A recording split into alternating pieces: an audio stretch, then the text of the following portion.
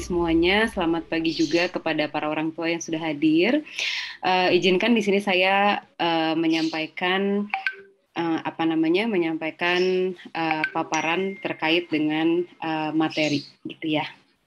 Nah, mendampingi anak menghadapi tantangan pendidikan di jenjang yang lebih tinggi, bahkan untuk ke area pengembangan karir. Nah, sebenarnya ini diawali dari apa sih harapan orang tua terhadap masa depan anak, gitu ya. Nah, biasanya dari yang sudah-sudah, orang tua tidak hanya berharap di area akademik lagi saat ini, tapi justru lebih pada kualitas diri anaknya, gitu ya. Mulai dari tahan banting, saya pengen anak saya bisa bikin keputusan, saya pengen anak saya pandai, saya pengen anak saya bijaksana, gitu. Nah, bisakah hal ini kita kembangkan di anak-anak kita? Pastinya bisa, tapi bagaimana caranya? Nah, mungkin di sini saya akan menyampaikan sedikit tentang kesinambungan proses antara inteligensi, emosi, dan moral. Kenapa tiga hal ini yang menjadi penting? Karena memang dari ketiga hal ini yang akan membantu untuk meningkatkan kualitas atau daya juang anak di dalam menghadapi berbagai tantangan. Nah, kita lihat dulu. Aspek yang dilatih itu berpikir, itu melalui akademik, emosi melalui interaksi sosial, moral, nilai, value melalui kisah, diskusi, dan pengalaman. Nah, area berpikir selain di rumah belajar atau misalnya ikut kursus dan lain-lain, ini juga sudah dibantu latihkan oleh pihak sekolah, gitu ya, karena dari soal-soal, dari tugas-tugas yang diberikan oleh guru itu adalah salah satu bentuk stimulasi untuk melatih proses berpikir anak-anak kita. Nah, perkembangan emosi di 10 itu akan melatih, bisa dilatih melalui interaksi sosial. Makanya tadi disampaikan, Bu, aku tuh mau ketemu dulu sama teman aku, gitu ya. Nah, chit chat antar remaja ketika dilakukan secara online dan ketika dilakukan secara tatap muka itu pasti akan memunculkan perasaan dan sensasi yang berbeda, gitu. Nah, kemudian moral, nilai, value ini sebenarnya justru yang diberikan oleh orang tua melalui kisah, diskusi, dan pengalaman, gitu ya. Nah, kenapa ini disebutnya saling berkesinambungan? Karena memang yang kita dapat atau yang anak-anak kita dapat ketika dia ada di jenjang pendidikan yang lebih rendah dulu, misalnya di TK, di SD, itu akan dia dapat lagi ketika di SD kelas tinggi ataupun di SMP dan SMA, tapi dengan kompleksitas yang lebih berat, gitu. Contohnya, misal kalau di SMP itu kan sudah mulai ada sin cos, gitu ya, trigonometri. Nah, trigonometri itu sebenarnya merupakan pengembangan dari operasi hitung matematik juga. Salah satunya misalnya kalau kali-kalian masih belum bisa, pembagian masih belum bisa, belajar sin, cos itu pasti lebih berat dibandingkan dengan orang yang atau anak-anak yang sudah spontan menjawab kali-kalian ataupun bagi-bagian seperti itu. Nah, begitu juga untuk emosi, gitu. Nah, mungkin Ibu Bapak sekarang sering mendengar bahwa ini kenapa sih kok remaja banyak banget yang kok kayaknya gampang stres, yang cemas, tapi mager, tapi emosi up and down, gitu ya. Apakah itu hanya sebatas dari karena adanya perubahan hormon sajakah, atau ada hal yang lain, gitu. Nah, kalau coba kita flashback sedikit, dulu zaman kita kecil, kita sering bermain di dengan teman-teman sebaya. Nah, bermainnya itu kelompok, lalu ketika kita bicara, teman kita itu langsung akan memberikan reaksi balik, gitu. Nah, itu yang disebut dengan adanya umpan balik secara langsung. Sehingga kita tahu betul, oh si orang A mah gayanya begini. Si orang B itu memang nadanya tuh selalu tinggi gitu. Jadi bukan nada tinggi itu karena dia marah, bukan. Tapi memang dia kalau bicara nadanya tinggi. Nah, interaksi sosial inilah yang membantu anak-anak kita untuk bisa lebih kenal dengan banyak tipe perilaku. Banyak tipe pola perilaku. Nah, saya kasih contoh dulu. Beberapa waktu lalu, awal-awal pandemi sih sebenarnya khususnya anak-anak saya juga tidak boleh bermain keluar. Maksudnya tidak boleh pergi-pergian dan lain-lain. Tapi kebetulan karena kita tinggalnya di komplek, maka masih ada beberapa anak yang bermain ke rumah. Memang masih di halaman rumah. Nah, saya biasanya akan ada di dekat situ, tapi tidak langsung, maksudnya tidak di depan anak-anak tersebut. Nah, suatu hari tiba-tiba saya ngedengar ada yang marah-marah, terus pokoknya bentak-bentaknya agak lebih heboh dibandingkan dengan biasanya. Terus saya ke belakang, ke halaman belakang. Ternyata Ibu Bapak di halaman belakang itu salah satu teman anak-anak itu bawa kayak kampak gitu. Jadi memang pada saat itu di sini lagi lagi membenarkan rumah. Jadi kayak ada pacul kampak yang kayak bentuknya kayak jangkar gitu. Dia lagi bawa itu sambil digerak-gerakan gitu. Terus saya kan kaget, hey, kamu kenapa gitu? Aku kesel Bu, kata gitu. Kenapa ya? Abis aku digodain terus. Emang betul, rekan-rekannya semua pada ngegoda gitu. Nah, terus loh, kamu tidak boleh pakai itu, taruh dulu gitu. Jadi yang kita cek itu adalah safety-nya. Taruh dulu. Kamu digodain apa? Iya, aku dibilang kakak kelas aku nggak suka. Iya sama kamu dibales lah. Terus dia langsung bingung, oh boleh aku ngebales? Boleh, tapi melalui omongan. Nggak pakai itu, kalau pakai itu bahaya. Oh oke. Nah tapi di situ juga di state teman-teman yang lain, kalau anak ini membalas omongan kalian, nggak boleh marah gitu. Nah dari situ jadi lebih semakin lama justru menjadi semakin dekat. Kenapa? Karena setiap anak-anak di situ menjadi belajar. Oh ternyata si A ini tidak suka kalau diledekin seperti itu.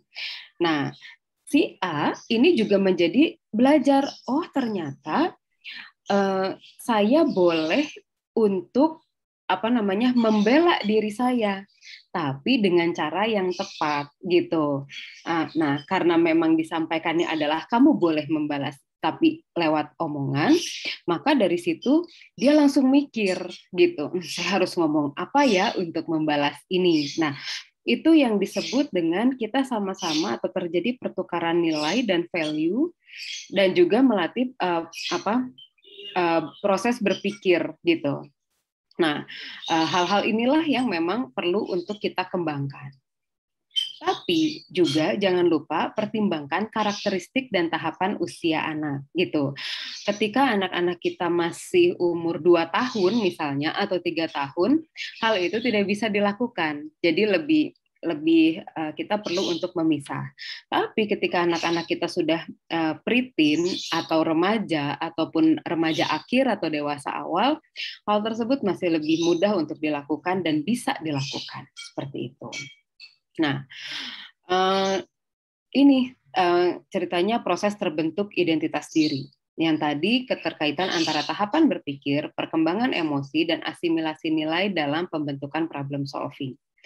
Jadi di usia anak-anak kita saat ini, di usia remajanya, mereka tahapan berpikirnya itu sedang terjadi perubahan atau adaptasi dari yang tadinya concrete operational stage ke formal operational stage. Artinya apa?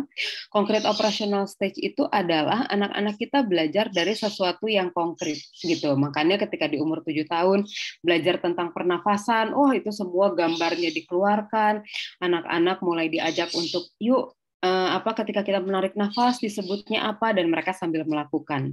Itulah yang disebut dengan concrete operational stage. Nah, ketika formal operational stage, di sini anak-anak kita sudah mulai belajar menganalisa. gitu ya. Jadi memang dari perkembangan otaknya sendiri, mereka sudah mulai lebih kompleks.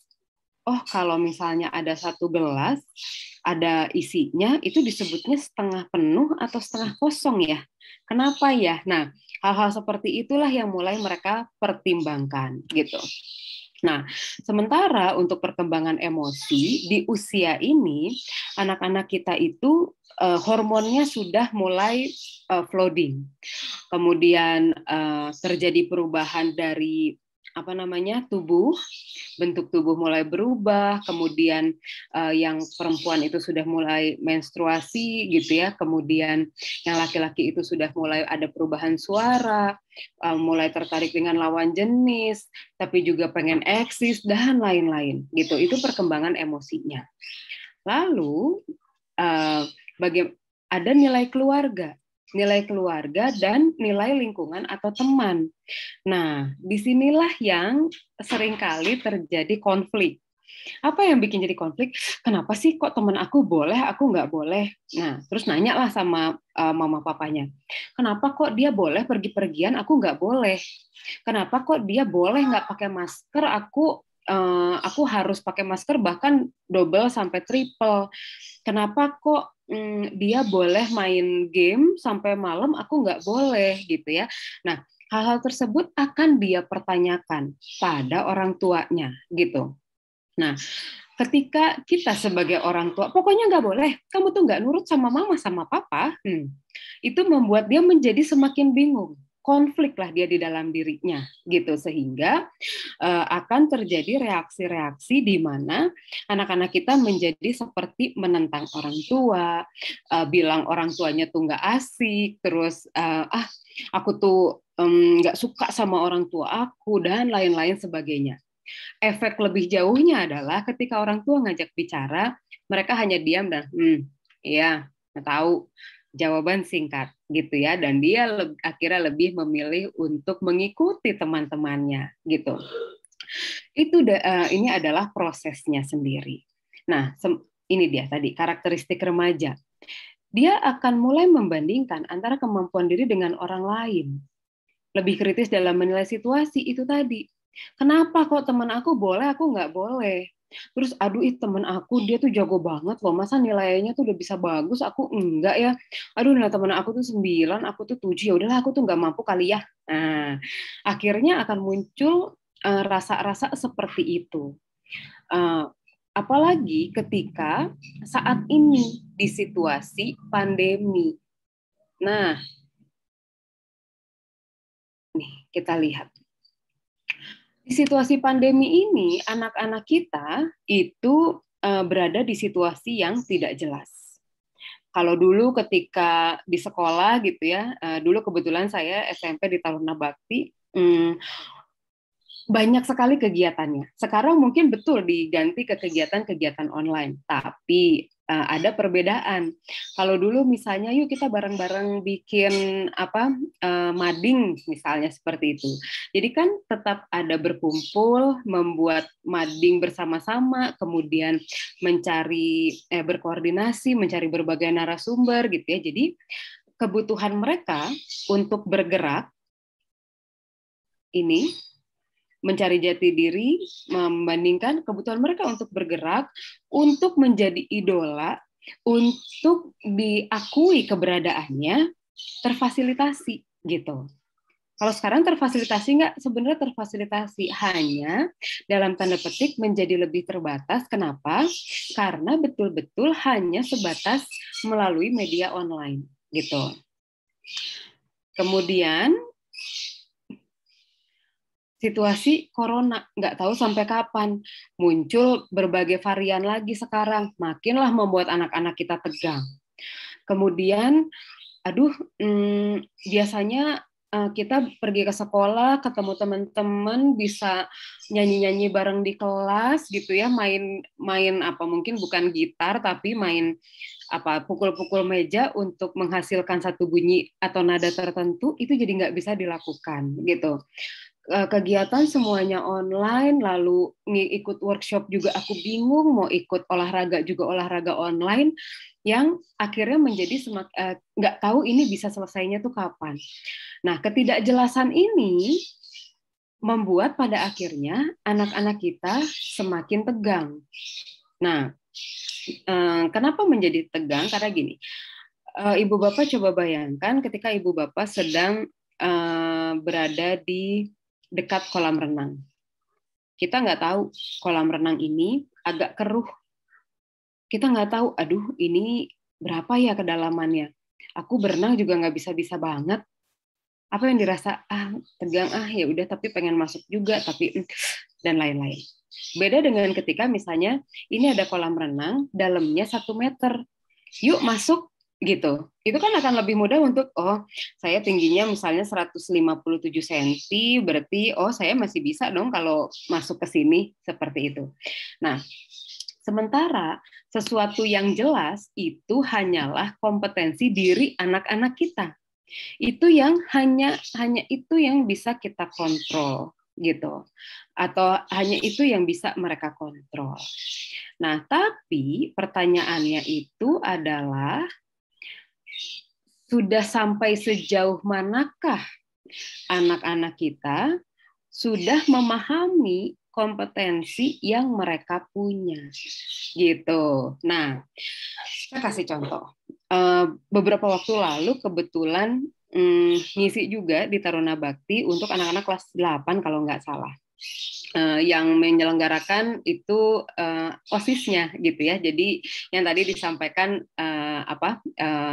paparan sebelumnya bahwa memang ada kegiatan-kegiatan yang rutin dilakukan oleh OSIS. Nah, pada saat itu mereka banyak bertanya atau tema yang diajukan adalah kesehatan mental remaja gitu. Nah, pada saat itu memang yang akhirnya membuat mereka menjadi bingung dan tegang itu bukan karena orang tua yang cerewet, bukan.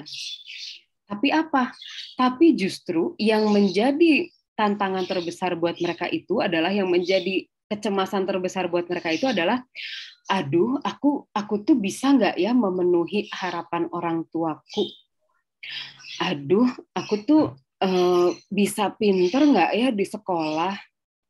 Aduh, aku tuh nilaiku segini tuh ini termasuk oke atau enggak sih gitu. Nah, kenapa itu jadi penting? Balik lagi, karakteristik remaja ingin menjadi idola. Ketika dulu di sekolah, mereka bisa secara langsung melihat ketika dibagi ulangan. Oh, dia dapat 8, yang pintarnya dapat 7, ini 6, ini saya sekian. Lebih mudah untuk membandingkan. Kalau sekarang, gimana dia membandingkan? Kan nilai juga sudah langsung keluar sendiri lewat Google Form misalnya gitu ya. Tapi untuk diri sendiri, dia jadi nggak tahu, aduh segini tuh sudah oke atau belum. Belum lagi persoalan-persoalan yang dihadapi lebih kompleks. Ini contohnya, lihat.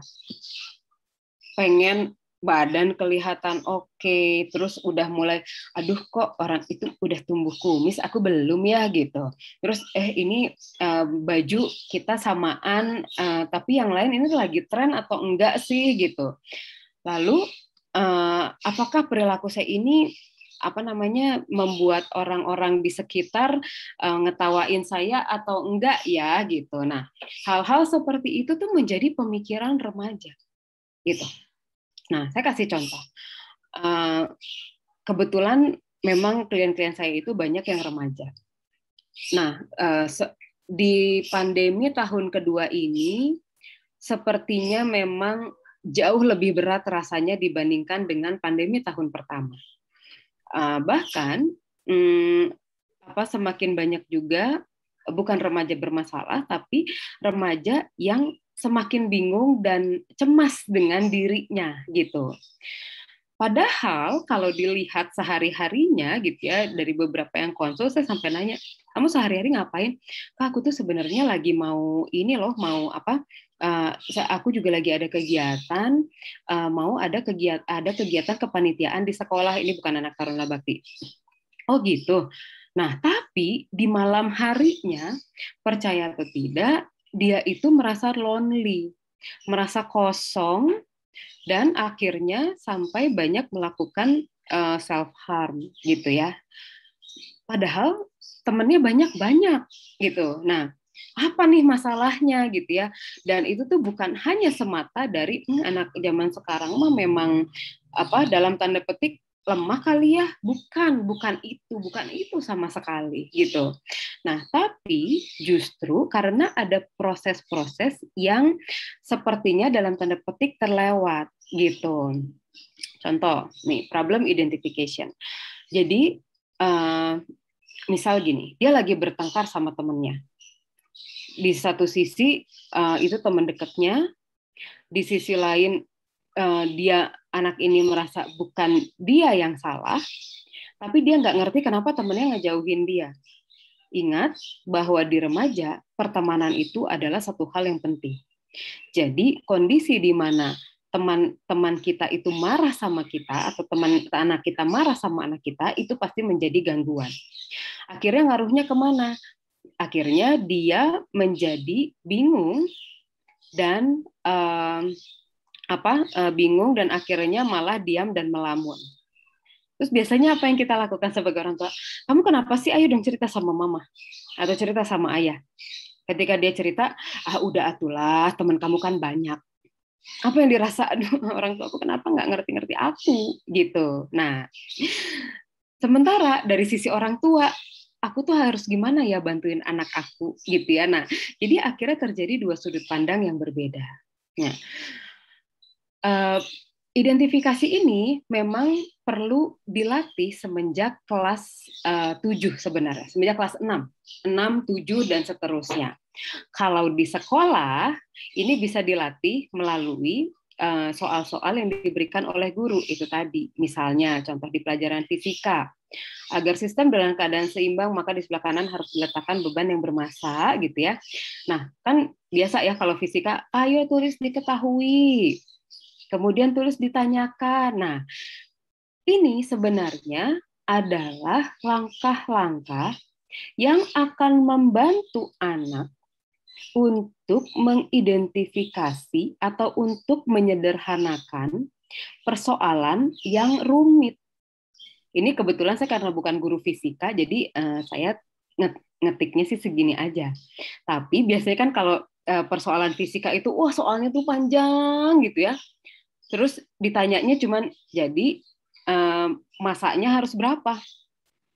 Dia udah tahu nih, oh oke, saya harus carinya masa. Udah tahu.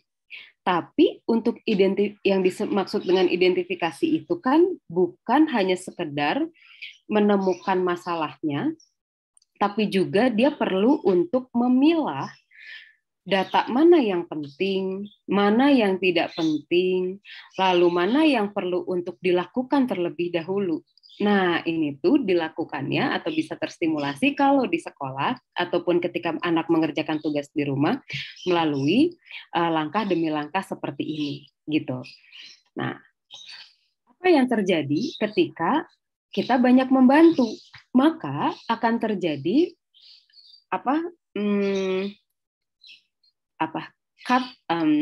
kekat prosesnya gitu. Jadi ada satu tahapan yang itu tidak terlewati.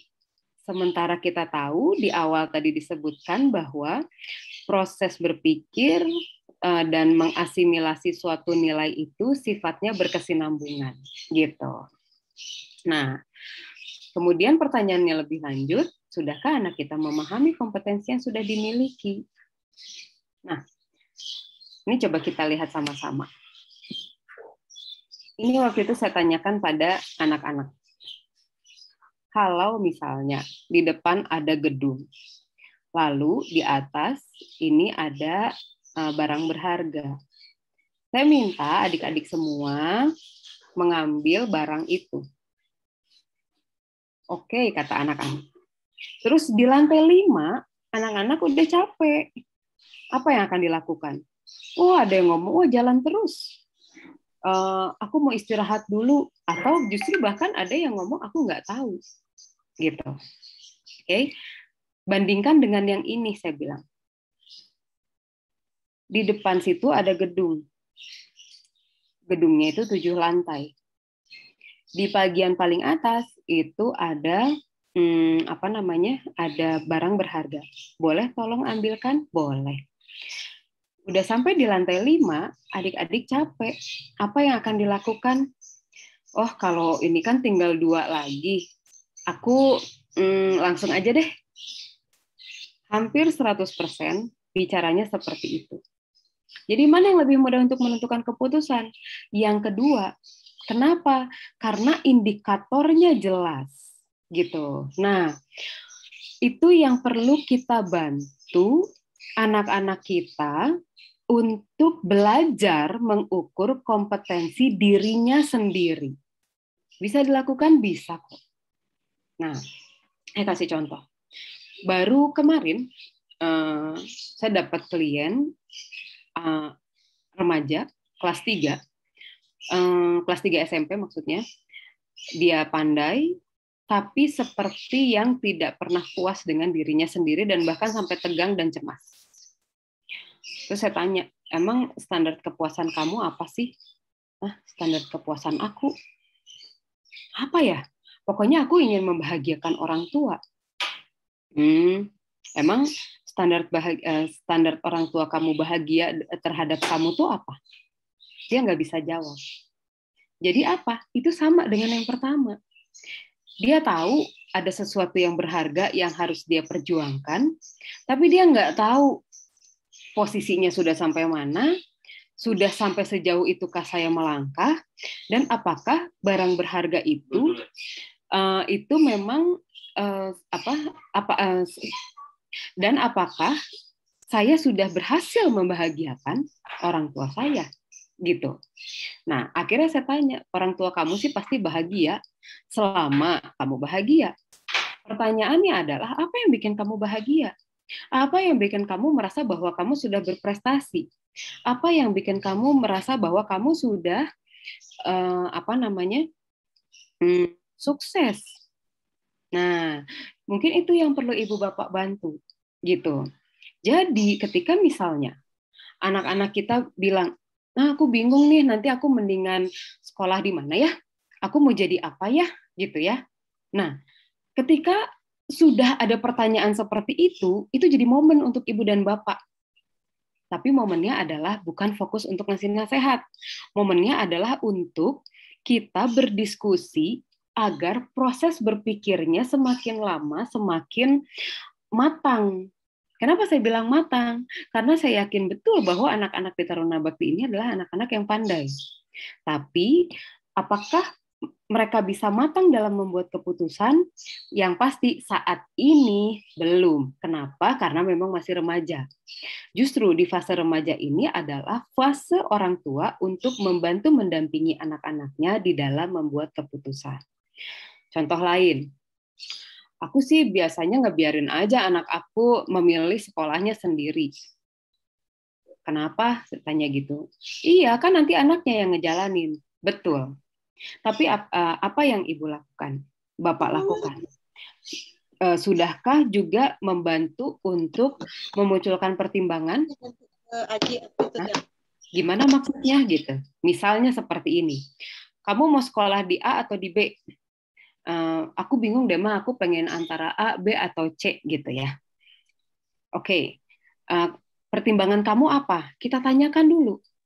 Ya soalnya kalau di A tuh banyak teman-teman aku gitu. Kalau di B katanya lebih santai. Kalau di C itu tuh ngembangin kreativitas gitu, Mam. Oke. Kamu udah pernah tanya belum kurikulumnya gimana? Ya belum. Oke, nanti aku coba bantu tanya, nanti kita sama-sama Terus di sekolah A ada PR juga nggak?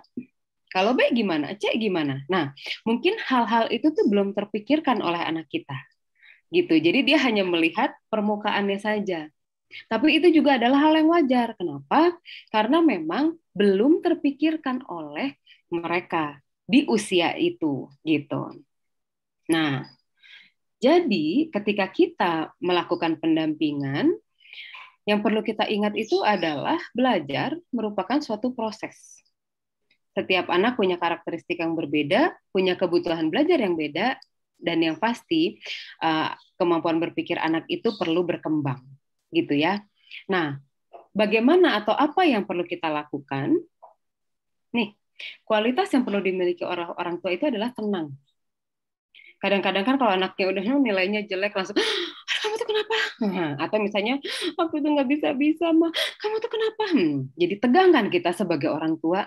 Belum lagi mikir, aduh di situasi kayak gini, dengan belajar online juga pasti ada keterbatasannya gitu.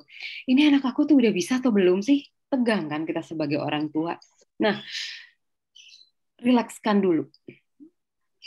Coba untuk mengatur nafas supaya kita tenang dan membantu kita untuk merenung kembali, mengeksplor kembali apa sih yang kita mau, apa sih yang kita mau anak-anak kita bisa, masa depan anak kita itu pengennya seperti apa sih, seperti itu.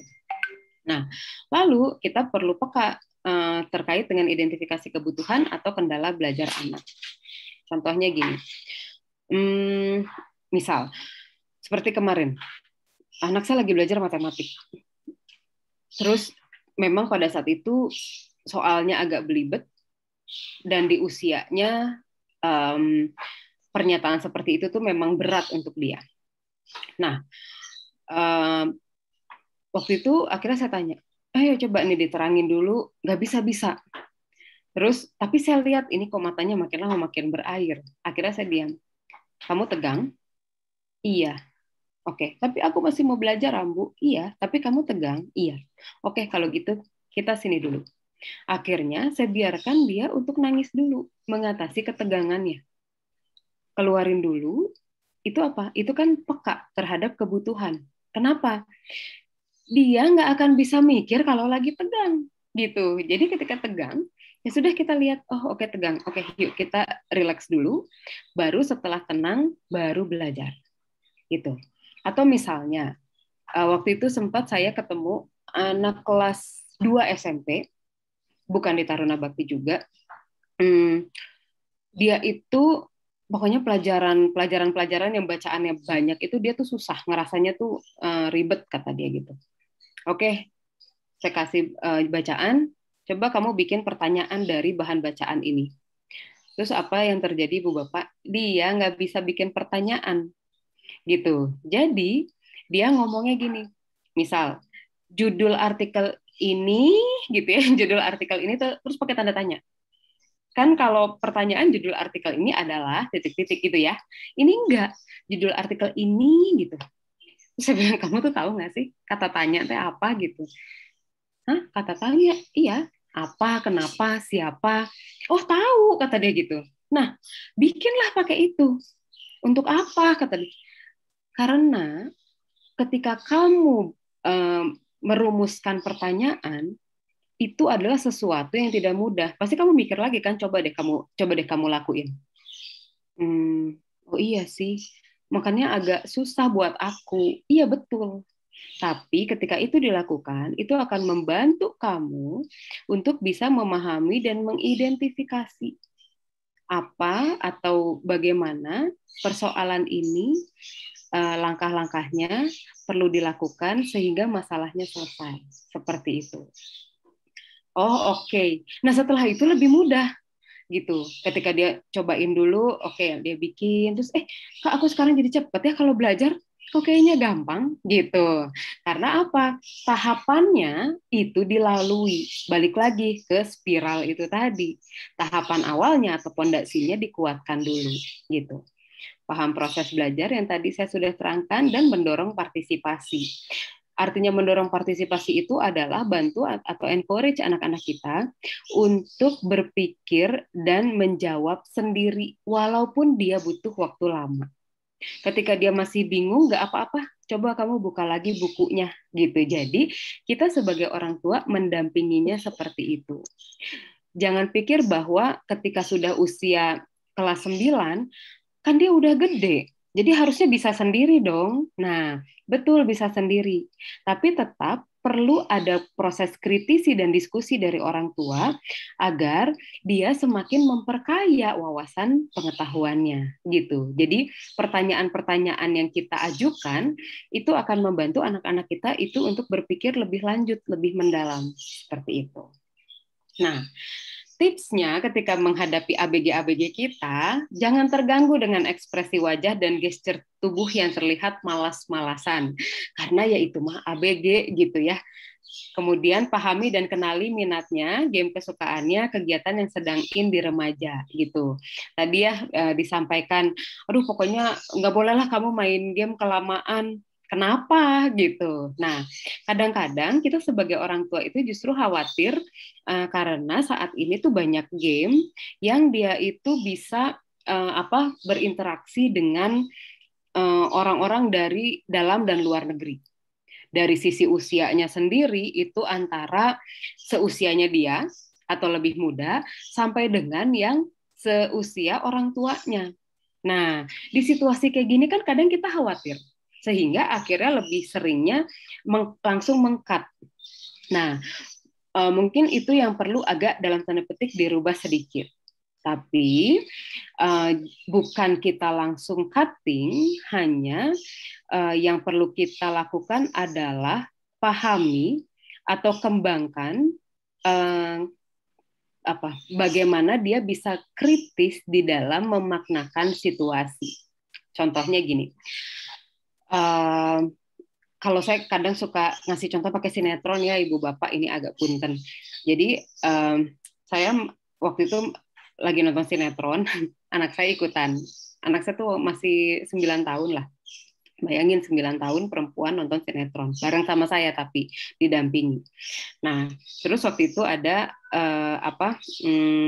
satu sosok tokoh laki-laki yang menurut saya aduh ini teh buaya banget sih gitu. Terus saya memang komentar, ih dia teh buaya banget sih gitu. Terus, hah kenapa gitu Ambu gitu? Iya kamu lihat deh, kamu perhatikan reaksi, ekspresi, dan pilihan kata dari orang itu. Oh kenapa? Kamu lihat, waktu dia ketemu istrinya dia ngomongnya gimana? Waktu dia ketemu dalam tanda petik cem-cemannya gimana gitu ya? Dan dan ketika dia ketemu dengan cewek cantik gimana? Oke. Terus nah lihat kan, padahal tadi dia baru ngerayu istrinya ngerayu orang lain perempuan, abis itu istrinya datang dia langsung ngebaik-baikin. Itu tuh palsu banget tahu Kak gitu. Terus dia yang oh gitu ya Bu, iya coba kamu perhatikan ekspresi dan pilihan katanya. Oke, nah percaya atau tidak Ibu Bapak, yang memang dia lihat itu adalah ekspresi dan pilihan kata. Gitu. Jadi jangan khawatir bahwa yang dia lihat itu adalah sesuatu yang aneh-anehnya dulu gitu, karena kita udah langsung mention apa yang perlu dia lihat. Setelah itu dia langsung ngomong, oh Bu, kalau yang ini mah galak sih tapi gengsian ya Bu gitu.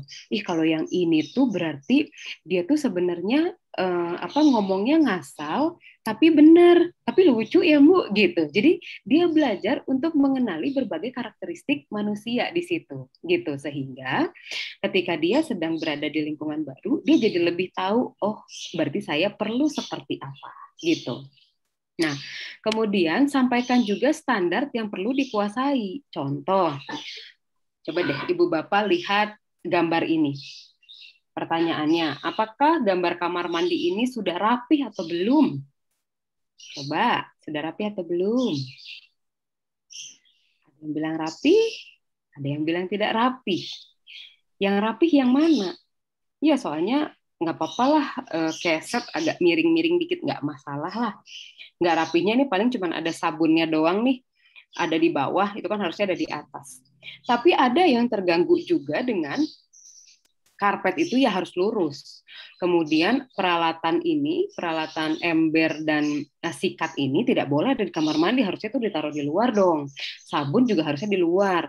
Handuk ini tidak boleh disampirin ke sini. Nah, itu kan sudah dua standar yang berbeda, Ibu Bapak. Ya, jadi itu yang tolong dibedakan. Jadi sampaikan standarnya. Yang dimaksud dengan dia sudah belajar itu apa? bukan lamanya, tapi penguasaannya misalnya. Atau misalnya yang bikin mama papa bahagia itu adalah ketika misalnya kamu tahu apa yang kamu mau. Oke, misalnya dia tahu nih, dia banyak maunya. Kan dia jadi, ini tuh kalau saya banyak maunya, itu termasuk tahu yang saya mau apa enggak ya? Nah, itu kan udah jadi dua hal yang berbeda lagi, gitu. Jadi, eh, tidak mudah memang menyamakan standar, apalagi dengan remaja, gitu. Oke, jadi pada dasarnya kita tidak bisa mengukur kemampuan anak kita hanya sesimpel dari apa yang mereka tampilkan, performa dirinya. Tapi justru apa yang kita perlu untuk menilai anak kita itu dari apa sudah seberapa mampukah dia menyelesaikan apa semua tugas dan tanggung jawabnya, baik secara individu untuk tugas akademik, dia sebagai siswa, dia sebagai teman-teman, dia sebagai kakak atau adik, dan juga dia sebagai salah satu anggota olahraga komunitas gitu ya. Nah, justru itu yang perlu kita pertimbangkan sehingga kita sebagai orang tua bisa membantu mendampingi secara bertahap mengatasi apa dulu yang mereka masih belum bisa lakukan. Seperti itu. Nah, hal ini nantinya akan berguna ketika mereka SMA, memilih IPA IPS, misalnya memilih sekolah, ataupun memilih karirnya kelak, gitu. Karena anak kita masih di kelas 3 SMP, maka saat ini adalah saat yang paling penting untuk banyak eksplorasi, dan harapannya orang tua di sini bisa untuk membantu mereka memunculkan atau melihat berbagai pertimbangan ketika membuat keputusan. Remaja itu memang fasenya berbuat salah, kita sebagai orang tua justru menjadi bantuan untuk koridornya, seperti itu. Ya, mudah-mudahan presentasi saya kali ini bisa dihayati gitu ya. Mohon maaf kalau ada yang salah-salah kata atau merasa ada yang tidak nyaman dengan penjelasan saya. Mudah-mudahan bisa bermanfaat untuk kita semua. Terima kasih.